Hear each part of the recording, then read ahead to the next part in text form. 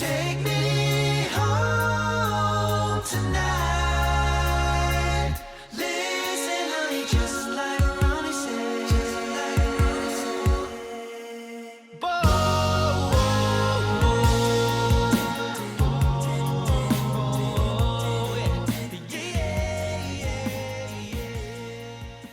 All right. Hello. Welcome back to another episode of the unofficial official podcast from Straightener Chaser. As always, I am Mike here with Seggy and Tyler. What's up, guys? How we doing? What's up? Another week, What's up? another pod. Good to see y'all. Good to be back on the pod. And hello to everyone listening. It's the Michael Jordan episode. I don't get it. Yes. Oh, Yeah. 23. 23 and 23rd me. episode. DNA tests all around. All around. You are not the father. Oh my. Get Jerry. The father. It's definitely not Jerry. That's not Jerry. No, it's Maury. Oh, it's the same thing. No, very different. Oh, really? What's the difference? Well, one of them's alive. Okay. Shows were the same. Yeah, the shows are the same stuff. Same kind of shock. Jerry took it to new heights. Actually just watched. Well, not. Oh, did you watch the thing on I Netflix? just watched it, but I watched it. Is it good? I don't know, 6 months ago.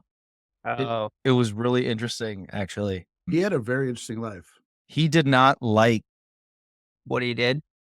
the way that the show went because he was like a real journalist. But the thing was that the show was a hit. So he just went with it. Sold his soul a little bit. Yeah, you never know, right? Just because whoever makes the doc has an opinion of it. Sure. So they're Frame going it to however shoot you it. want. They're going to frame it. You're Yeah, controlling right. it, yeah. So there were lots of interviews with all the people who worked on the show. And there weren't a lot of people who worked on the show. There's just a handful of people. Steve and Steve got his own show. That's know. how big the show Steve. was.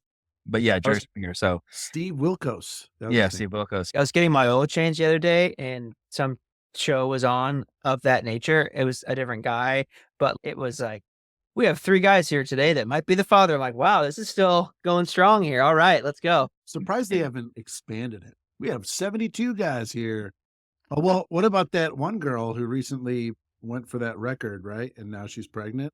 Oh. That could be an entire series of trying to find out. You who should watch the father is. documentary only because there was a reason why it ended. Like, The Springer Show? yeah, like the culture Oh. shift. It just shifted and nobody wants to see this anymore because it Yeah. was so bad. Like It was like uncouth. to it was, watch. yeah, but eventually, not the beginning. But anyway, I'm sure. Thanks for tuning into I'm Springer sure- Talk here. to, on episode about- 23. Jerry We're here to- Talk here I'm sure live those on people were not- And the gamut of You know, topics kinda- there in the first I few know. minutes. Sure. I'm sure open there's topic no one. for him, whatever.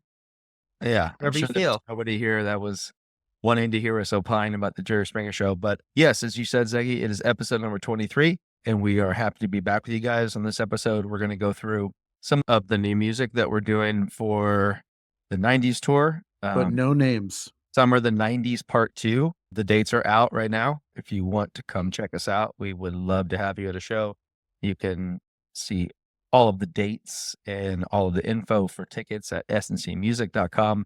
Lots of new cities. It's a longer run than last summer, which is great. It's more shows and more opportunities. We can see all of you. But in a way, like I know that I'm going to miss probably the first half of the week of the new school year. And I know it's always a fun time. Are you guys on trimesters? No, but they just start early. It's like August the 6th, and we get home. Well, Or I think So our last show They is done next week? Maybe. No, they're done at the end of May, like May 25th or 6th or something like that. So yeah, it's a Oh, good wow. like 3 That's- months yeah. off of the summer. Yeah. okay.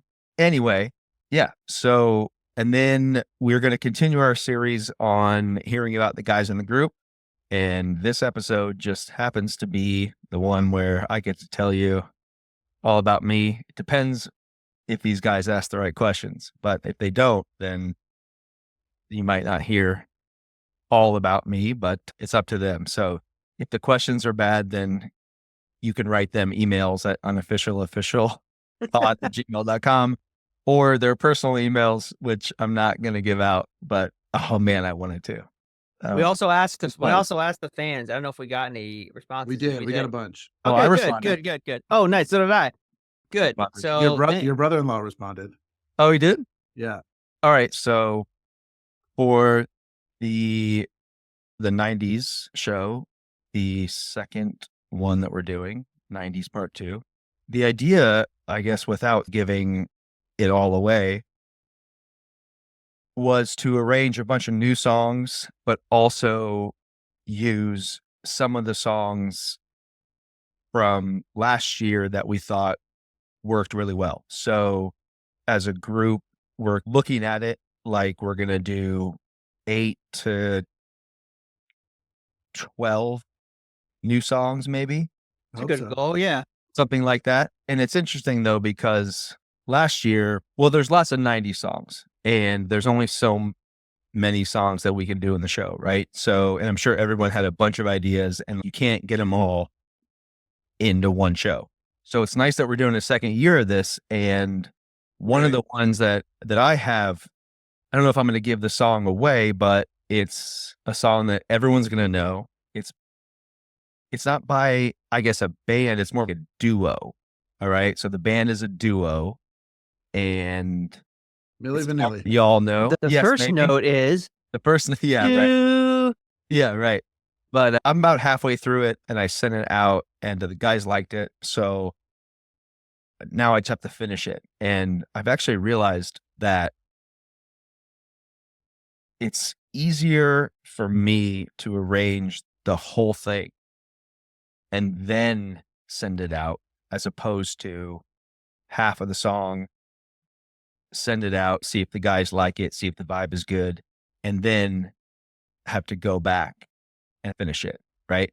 So this week I've been working on it and I haven't really gotten anything yet because I want to switch up the second verse a little bit. So I'm stuck. And I was thinking about it. Another man, clue. 2 verses. Another clue. two verses. Yeah, right. But anyway, that's something I'm doing right now. But I've also got some holiday stuff in the works too. So, but for 90s, that's the one tune, and it's just interesting the process of it all. I think the cool thing about the 90s, and maybe I've talked about this before, but doing a lot of research on this decade of music and picking songs to arrange, like there's so much good music, number one. And number two, it spans a variety of genres. Like a lot of All of them. different types of music were popular. Like it wasn't just pop music. Like they had grunge, they had rap, they had hip hop, they had R&B, punk, alternative. Like they had Country. country. Like they had dance. Acapella. Yeah, there's so much stuff to choose from, and it's just like, man. So that's one of the reasons why we chose to do a 90s part 2, just to get some more tunes in. So I'm glad we're doing it. And yeah, it's been fun researching these tunes and trying to narrow down what I want to work on. But yeah, I think we've got some fun ones that have come through so far, and continue to keep working on them. I personally like to, arranging wise, I like to do my verse choruses and then leave it and then come back.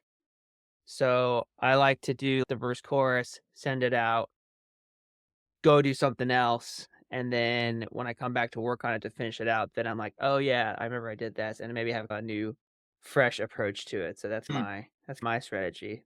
Yeah. Yeah. I usually will have the idea for the whole thing at once. I don't mind just doing Nice, a dude. verse chorus, but like I usually have an idea of what I want to do for the most part.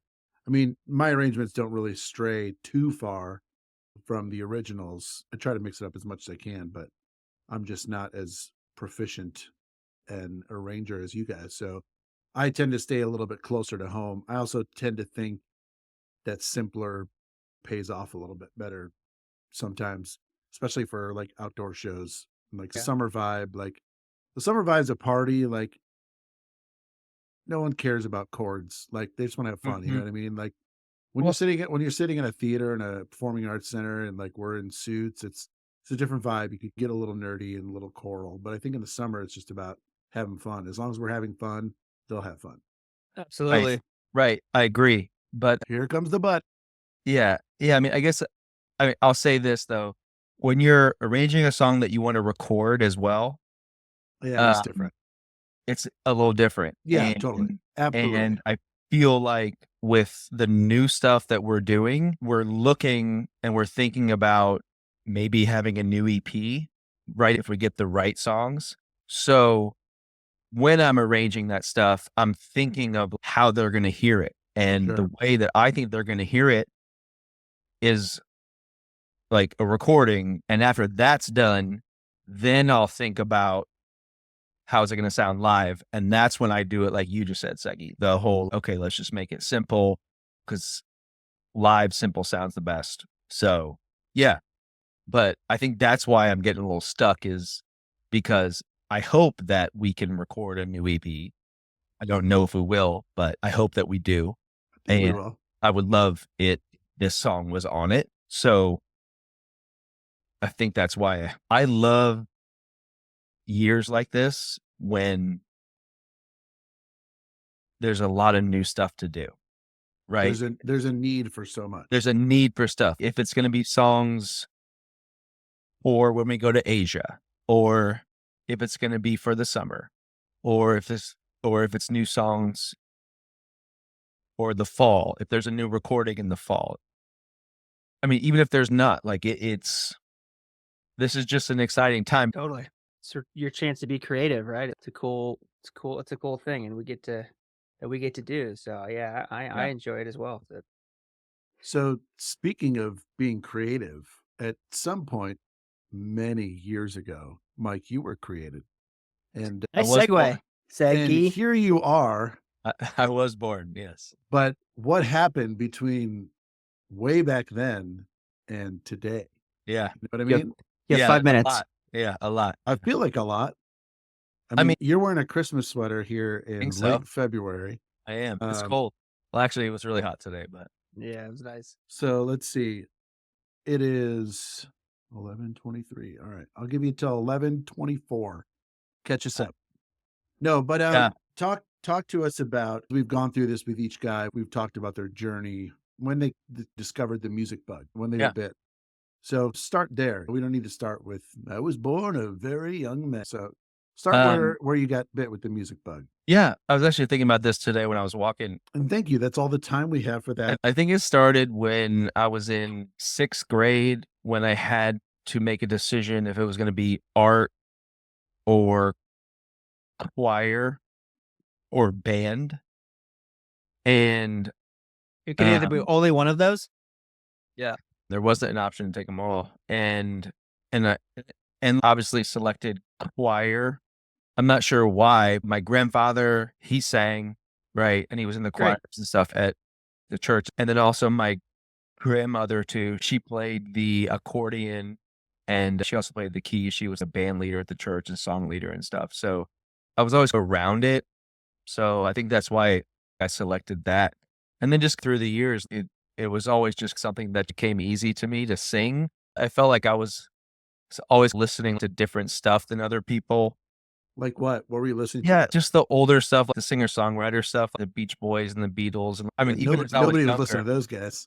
Well, I mean, nobody in 6th or Your 7th your grade. age group. Yeah, I get it. Yeah.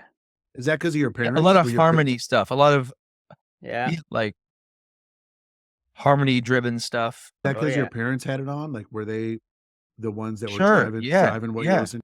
Yeah, absolutely. I remember listening to a lot of Amy Grant and a lot of vocal stuff. But yeah, I mean, I'd say like 6th grade when I had to make that decision. And then that was a thing all through schooling. I was always in the choirs and stuff like that. So The musicals and stuff? not until my senior year, because I was Oh. always on the basketball teams and I had surgery on my jaw when I was a senior in high school. So Did you get in a fight? no, That's when they chiseled it. it was a dental thing. No, Oh, a dental thing. Oh, I had, I TM guess you would say, TMJ. it was an underbite. Yeah. Yes. Like that was the risk if I left it like it was or whatever. So I had surgery on my jaw. So, and the basketball season I knew was over the winter and I was going to have it at the end of the year. So I was a senior. It was like at the end of the semester of my senior year, the first semester of my senior year. And then I was in the musical, the next semester. So yeah. What was- But What was the show? the show was, Jaws wired shut. it wasn't shut when the show was going on. Oh, okay, Yeah. good. That's I good. don't, at least I don't think it was. It was Sif and the Amazing Oh, Technicolor dude, are you let's serious? go. Yeah, Come I'm so on. jealous. Philly. Yeah, Okay. Napoli. Was Ryan the Happily? Pharaoh? Ryan was a lead. Orion was Joseph? Of course he was. Ryan Just was those the lead, yeah. giant ears, just crushing it. Ryan, Catching strays for no reason. Ryan, when if I can remember right, every time that he went out for it, he got the lead part. He was always the lead. Yeah. Nice. He was really good then. I mean, he's good now, but even as a young kid, he was good. I was like, all right, man. Like, he was good. But anyway, but yeah, so I was never in the musicals or anything like that until Senior year. the last The last one. semester of my senior year. Yeah. But I had a good time with that. It was super fun to, Were just there that whole community of Yeah. or that like You aspect become of it. family. It's awesome. Yeah. Awesome. Yeah. And it's Right, like really totally. sad when the show ends. Exactly. And I had never experienced anything like that. It's like the end of our tours. It's like what most of us feel at the end of the tour. Yeah, most of it. I certainly feel that. Sure. So besides the choir in high school or middle school, were there ever any opportunities, or did you ever step out front and sing any solos, or did you do anything like with your guitar, or were there any like opportunities like that, or not really? No, I didn't. I'd say I didn't think this life is what I wanted until after I got to Indiana and after SNC, and just I was going into that. So I didn't learn an instrument until college, just because I was always in other stuff. It just wasn't something, but I wish I would have been, I guess, now that I think about it. But I had a solo in a song in the choir when I was in high school, but it was nothing other than that. So I wasn't singing my own stuff yet. I wasn't writing songs or doing anything. Yeah. like that. Was that your first No, one? it was just getting out of high school, and then You poor you know, teacher, kinda man. moving They from there. didn't know what they had. Now we need to know what the solo was.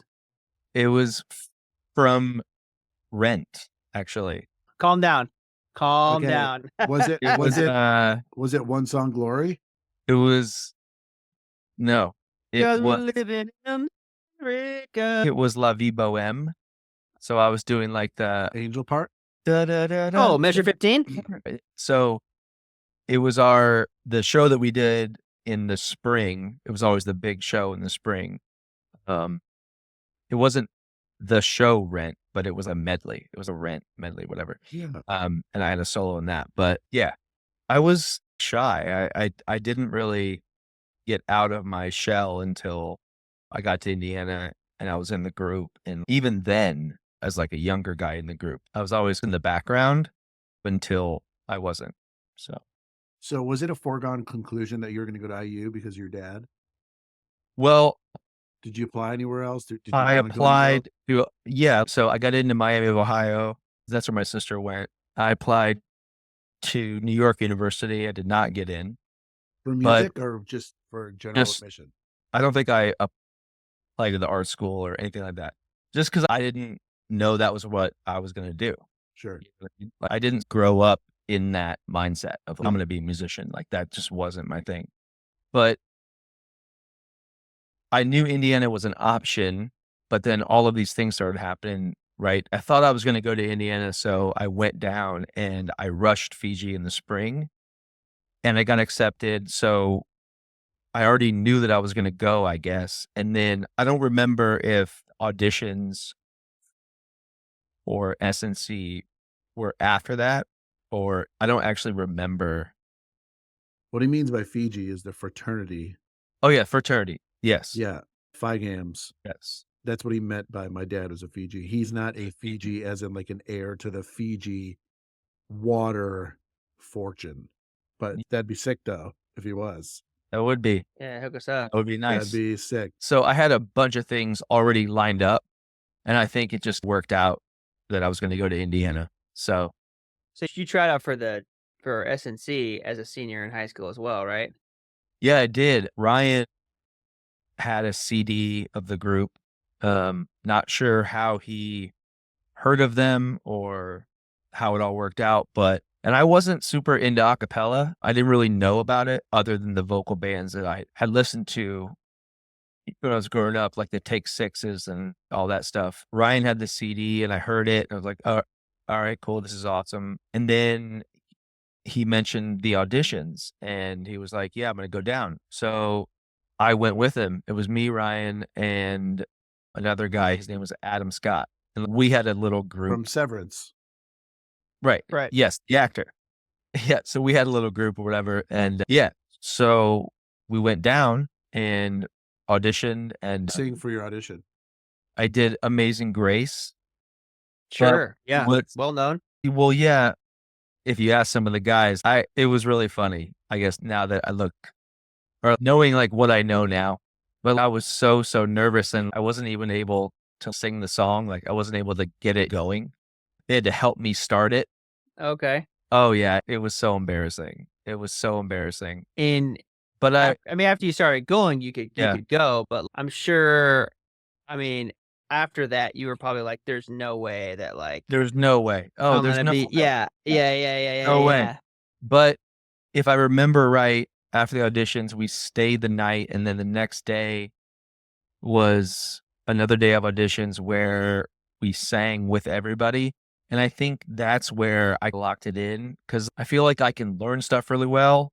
And once I know it, I can sing it and I can sing with anybody. I can sound like anybody. I can be just a part. I don't have to be a soloist or whatever. I can sing in the backgrounds. Sound like Shakira right now. Right. And I just remember, I think we learned Africa and we learned some other stuff. And I was locked in that day because I was a little more comfortable. But the interview was after the singing part. And I did the interview. And I don't really remember how that went. But anyway, at the end of it, all of us went home. And then Ryan and I got the call to be in the group. So that's how Who called you? Dan? I forget. I think it was Walt. Maybe Dan. I don't know. I forget. But I just remember we were in Indianapolis and we drove down after we heard that we were in. I think it was the next weekend. They were having a party or something. So we drove down but yeah. So And you guys were the first cool to get in with Ryan too. You were the first non-originals, right? Yeah. You and Ryan have a similar storyline to Tyler and I, because Tyler and I got in the college group at the same time and then the professional group at the same time. Right. We weren't in high school together, but in terms of the group. Yeah. So you're at Indiana now and you just got into Straight No Chaser. Hmm. You're in Fiji. And now you're thinking like, all right, I'm this freshman at IU. I'm away from home for the first time for a long period of time. And like any other 18-year-old young man, his mind is probably thinking to meet some ladies on campus. And unfortunately, me, Mike Luginbill, I cannot rely on my handsome looks. I can't rely on my beautiful voice, my dad's Camaro, or my standing in the rich kid frat. I'm going to have to learn guitar to pick up some ladies. So you pick up a guitar. When did that happen?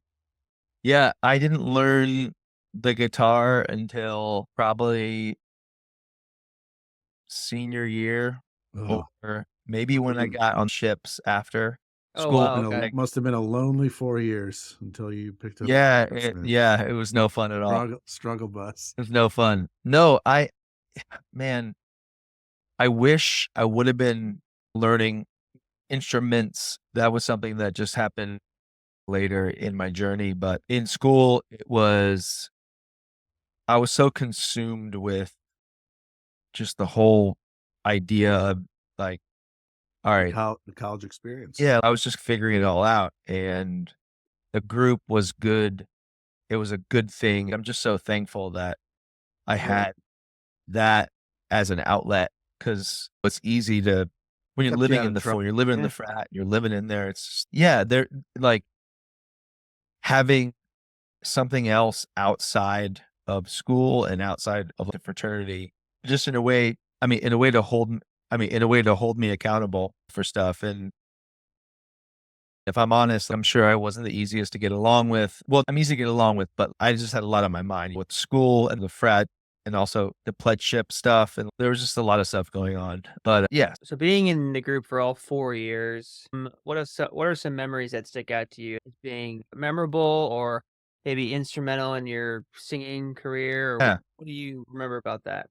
Or I mean, or I'd what say was like the singing about concert, your instrumental career? Yeah. but I'd say like the concerts and stuff, like the big ones at the end of the year. And then Yeah, also that's the fun. alumni trips and stuff, because that was new when I first got there. Oh yeah, right. Actually, I think we went to Arizona, we went to Texas, we went to so many different spots. So that was fun. Did you So, guys start the retreats or did the OGs start the We retreats? did. You guys did? That's what I thought. Yeah. That was not Raccoon Lake, good. baby. Raccoon Yeah. Lake. so We were to juniors and seniors, I forget when it was, but yeah, and I don't know why either. I think it was because we've been doing a bunch of shows and we had a bunch of money left over and might as and well we spend thought, it. hey, Yeah. let's, go out there for a weekend, bring a date or whatever, bring and just go out there and hang out for a weekend, have fun. Be So good you times, guys right? did that too? Yeah. Yeah, Yeah. Yeah. Raccoon Lake, baby. Raccoon Lake. Yeah, I think a couple years after my Secret. time, I think they were asked not to come back. But yeah, we went. I think I know. Definitely know I went twice. I don't know if I went any more than Yeah. that, but we went. Made it a point to go my senior year because I was like, we should do this. We did Yeah. this. I did it one time with Segi and it was fun. And it's you go and just you bring a date. It doesn't have to be like your girlfriend or anything. Just someone that just you want to have fun with too. And Absolutely. Yeah. it was it was a good time. Yeah, so that was fun, and I don't think I arranged anything in school. I was just a guy in the group, you know? I was a guy who learned a part. I was a guy who sang, and The face guy. Ryan was the director for all of our time there, and it was just I was just a guy. I was, like, in it, but I didn't have a lot of responsibility, but I would always be there, and I would show up, and I would sing well, I think, and I would do all the things, but I didn't have that drive that I have now to be the creator and to write stuff and all that. Like that just wasn't part of my life at the time. So you didn't do any arranging in college, but you do a lot of it now. What about the arranging process, or what about it made you think, okay, I think I can take a crack at this, or I know enough Well, about guitar or music, or what was like I what was your thinking as far as your approach of, oh, let me try this. I think I can do it. yeah, I think after I got off the ship. So after I left Indiana, this was like '03. I went and I sang on ships, as you guys know. And I was in a band for a bit of a time. It was called the Mitchell Street Band. And it was with Ryan and some other people. And that was for a couple years after the ships. And then I moved to LA and I was doing like the engineering thing. I was learning how to do all that stuff. Oh yeah, that's right. Right. And I think it was after I got in the group again, after the group got signed and they called me and they called Ryan. I think it was after I got in the group again that I started to think about, all right, how can I make my mark on this? Because at the time, Walt was the main arranger, and then also Dan was an arranger, and that was about it. And I think just because I had a history then of writing songs and I knew so much music because I was Right. in these cover bands and stuff. So I didn't really start arranging in the group until maybe about a year or two after I was in, just because, Like when we got in. yeah, because It was like just after we got in. it wasn't really necessary yet because Yeah, there's other guys were doing it and I knew I could do it, but I wasn't really ready to We be like, also hey, here's, we also weren't really turning over repertoire yeah, yeah, that often in the beginning. We were pretty reliant on those old arrangements and then everything from Cheers and With a Twist and Holiday right, Spirits. yeah, So there was like 1 to 3 new things a year. just It wasn't a was, ton of stuff. yeah, it wasn't a ton of stuff until it was like, oh wait, we need to turn this over. The Actually, master clip. I mean, if I remember right, when we did Under the Influence in Los Angeles, I just remember that as a pivotal spot because I had arranged Lego House and somebody I used to know. Those were the first arrangements I did. yeah. I think also one thing that helped you too is having a leg up in the recording world where Yes. you had education and classes on this 100%. stuff to where when arranging started in this group, it was all, on paper. Some Mhm. was done by computer, but not really much had, even when I first got in, like people were just starting to demo songs on their computers, which, that took me a learning curve as well. And you already had a leg up on that. So that probably helped you a lot. And you knew how to record your own stuff. You knew how to record your own parts and you knew all these songs from your cover band and stuff. So you had a leg up on that. Absolutely. That's a great point. Like I would say that all of that helped me once I was working on my own stuff because I had the knowledge of Right. how to make something sound good. I think the way that it helped the most was that I never learned how to write that stuff down. Never learned how to write down notes or rhythms or anything like that. Now I do know a little bit of that, but at the time I didn't. So I just knew how to do it and sing it, Mm-hmm. speak it. So, and even now it's a little difficult to write it all out, like on the program finale or anything you would use to write the notes down. So I wish I knew more of that stuff. It certainly helped a lot. Just with, if I had an idea, I could sing it and I could get it out, as opposed to if I had to write it down, it would just die. The whole thing would die because I'd be like, I don't know how to do this. Totally. So I think you put Tyler's dog to sleep. it He's was been so asleep for boring. a long time. They're both asleep. You can't see the other one, but This is not interesting. So they also can't It's- hear anything. It's Yeah. quite the journey, man. I mean, yeah, I mean, there's a lot of different things. I sometimes think where I would be if I did ever receive a call to be in the group when they got signed. And I think one of the reasons why they called me was that they knew that I was still in music. I was still doing shows and stuff in LA. I was doing shows like once a month. Like you weren't in an office Sometime- somewhere. Like you were still No, music I was was still still- the front of Yeah, your mind. Like Absolutely. Yeah. Yeah. So I think that's one of the reasons why they called me. And I just have never known anything else, I guess. And that's not to say that I couldn't do anything else, but like the more I'm into this and the more this is my life's work, it's just interesting to think about it like that. There's not a lot of people that can live a life like this and they can leave a legacy behind. And it's not a legacy, but like all of those songs, all of those recordings, all of those arrangements are going to last forever. And you were singing on those. I was singing on those. And yeah. And it's that's cool it's to think about, for right? sure. Yep. Right. It's not that we're out there saving the world, right? I didn't really know anything else except for this. I never had another actual job, like a real job.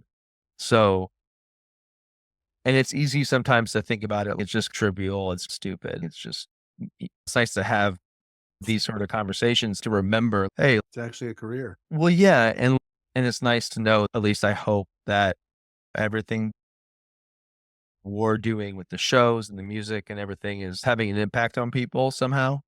Yeah. And Nobody would listen to this if it wasn't. yeah, and I think that's a win.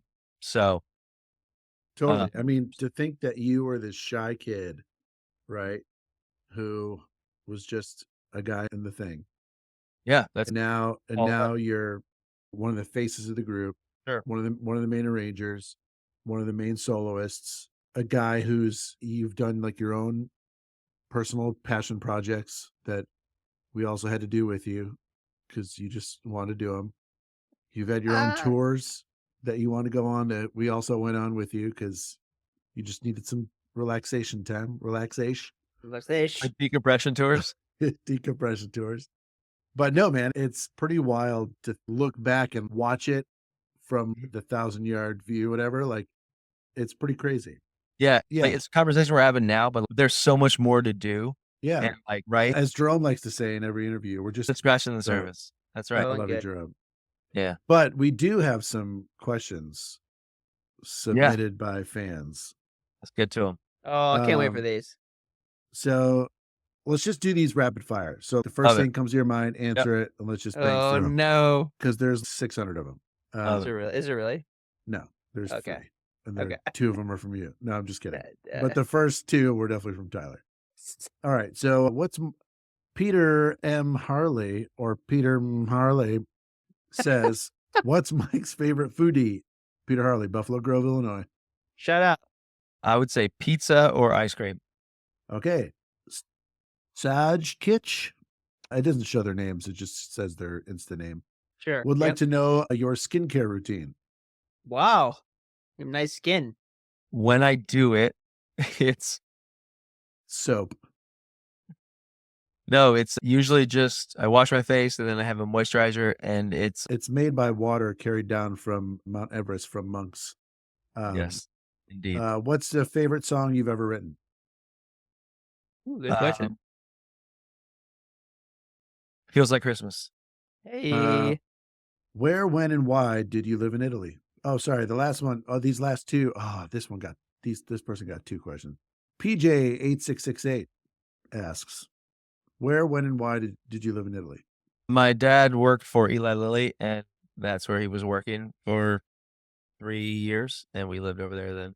That's why. In Florence, right? In Florence, yeah. Yeah. Okay. Luke Bob Robinson would like to know, what's your favorite drum solo?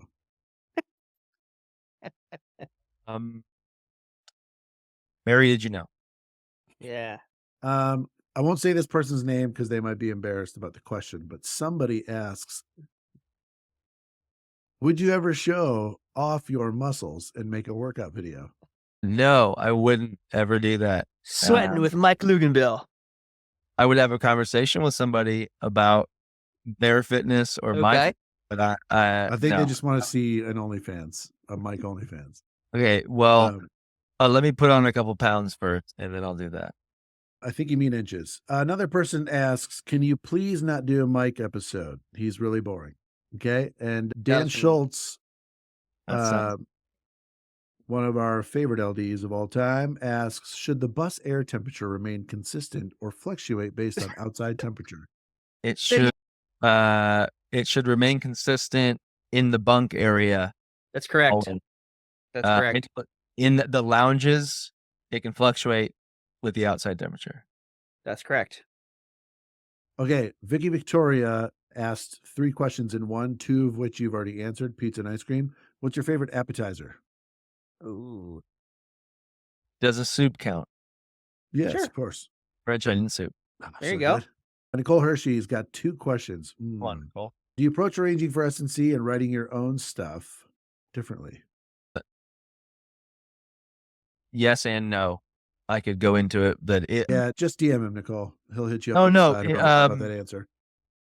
short answer is yes, in that in a band, if I'm writing a song, I'm thinking about like what the keyboard is going to play or what the guitar is playing, what the bass is playing, all that stuff. And when I do an arrangement, I also think about that. So I think about, okay, there's a bass part, obviously, and there's a drummer. Okay, cool. And then you have a guitar part that's like some kind of a rhythm part or something. So I'll have a couple guys doing that. And then I'll have the keyboard part that's a pad or something else. So yes, but also no, because they're different. So yeah. Italy Girl Debbie asks, what is your favorite music genre and why? Probably pop music, because you can run the gamut of all of the emotions. So you can have a sad pop song, you can have a happy pop song, you can have a pop song with R&B influence or jazz, whatever. But so I would just say pop music, because you can do so much with it. An unnamed person asks, who's your favorite nephew? I have very good. There you go. There's the I have answer. 3 of them. They're all awesome. Okay. Yeah, I have 3 Okay. favorite nephews. Well, the one that wrote in is mighty. He is very mighty. Nice. SNC Yeah, he's a good one. SNC fan said, just like we rehearsed is one of my favorite songs. Yes. What came Alright. first? What came first, the idea for the song or the one-shot tour? Oh man. Well, I know I went into that writing session not thinking about writing a song about the group, but after I was in the room, the conversations we were having, I think the project was already on our minds or on my mind because I wrote it with a couple of guys who were not in the group. So I think it was a way for me to be like, well, we're doing a project and here's what it's about. So let's write a song about that. And they were like, okay, cool.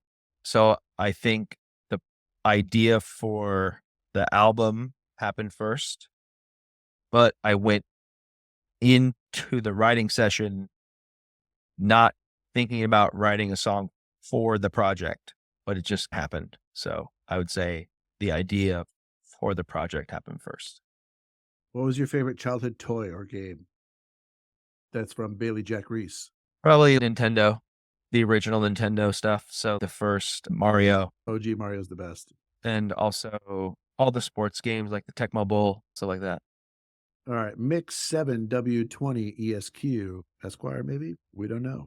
Tune in next week to find out. Asks, did you ever think of doing a reality singing show? Never, Never.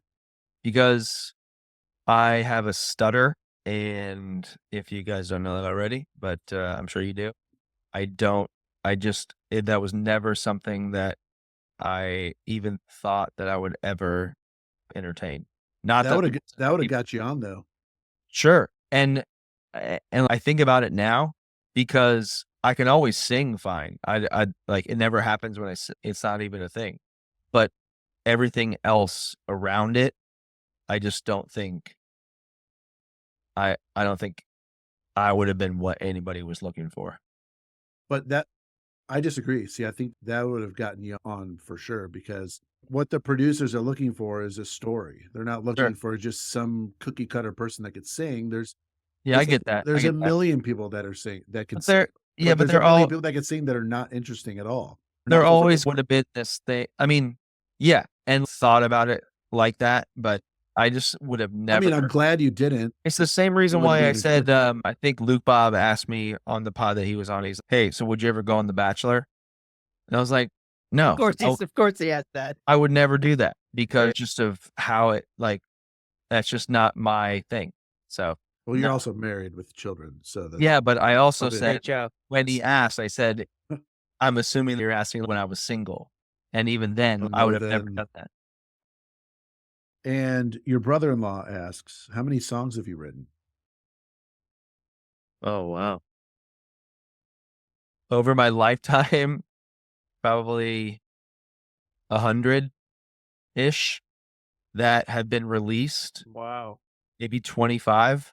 I don't know. I guess if you think about That's a like pretty good average.